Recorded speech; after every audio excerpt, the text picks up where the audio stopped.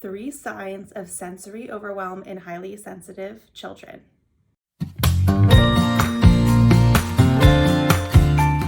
Hi, this is Amy Lajeunesse, the founder of highlysensitiveparenthood.com, an online resource center for HSP and empath parents and highly sensitive children. This week I'm going to be sharing on the topic of 3 signs of sensory overwhelm in highly sensitive children. So we know that overwhelm is a challenge for highly sensitive people. While there are many gifts to being an HSP, to being deeply feeling empathy, awareness, thoughtfulness, conscientiousness, I could go on and on. We are faced as HSPs with a fairly sizable challenge of being easily overstimulated. Now, this can mean a few different things. One is just sensory overstimulation. So loud noises, scratchy fabrics, crowded places, smells. So the types of inputs that are coming into our body, our senses, can feel just magnified for HSPs and for highly sensitive children in particular. Additionally, children of all ages might find themselves feeling emotionally overwhelmed.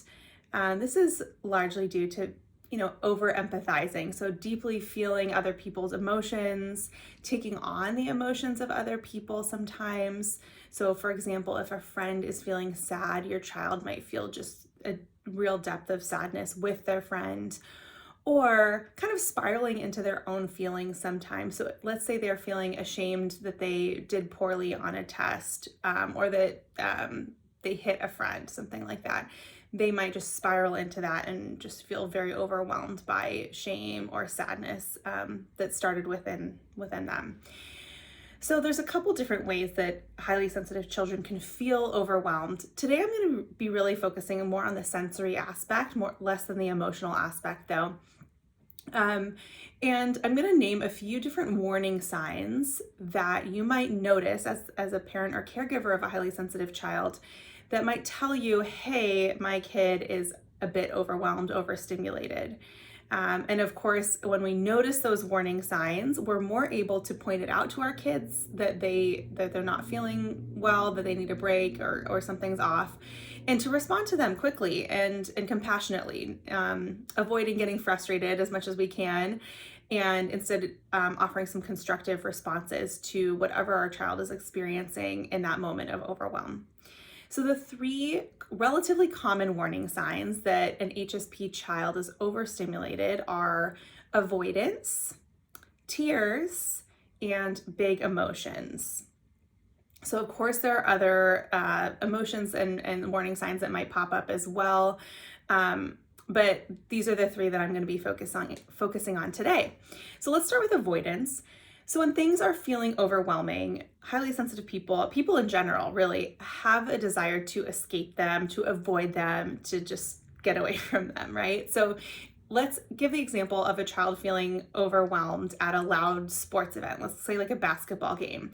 This has actually come up with some highly sensitive clients before, especially with basketball games, I think because they're indoors and it's echoey and there's the squeaks of the sneakers and the crowd's just very loud and echoey in there. So we'll use that as an example. So a highly sensitive child might cover their ears and ask to leave. So they might try to avoid the situation by leaving it.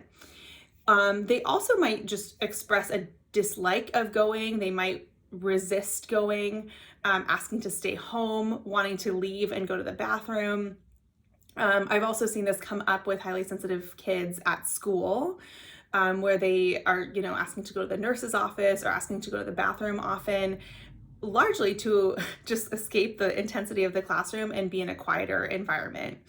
So avoidance can look like trying to leave the place, and it can also look like some anxiety around attending in the first place, attending school, trying to avoid birthday parties or sports events that might feel loud and overstimulating. So avoidance might be an indication that your child is simply overstimulated in the environment that they're in. The second warning sign that we'll look at is tears. So this can include tantrums, but I'm using tears specifically because highly sensitive people in general are a little more prone to crying than non-HSPs. This isn't always a bad thing, actually. So Sometimes tears are actually a signal to people around the person that something's off, that something needs to get taken care of. So it can provide an emotional release to cry at times. It can also signal to a parent that the highly sensitive child is just in distress and might need some help, might need to be removed from the situation. So I encourage you, if you are a parent of a highly sensitive child, to avoid saying, stop crying. I know it's tempting because we want our kids to feel better, but it's usually not very effective.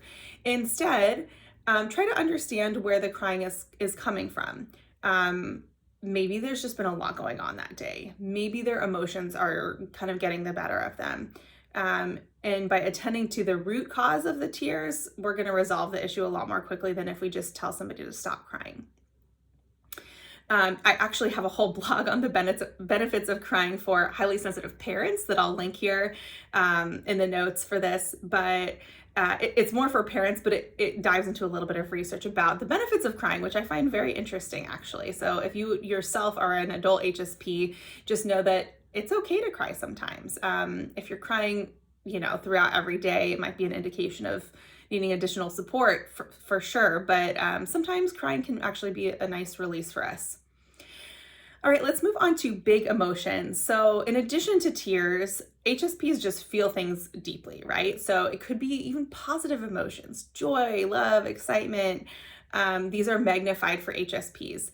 But unfortunately, the flip side of that is that things like irritability, worry, anxiety, frustration can also be magnified for HSPs. Shame too, I forgot that one. So when this irritability, this grumpiness, these emotions that seem like out of proportion to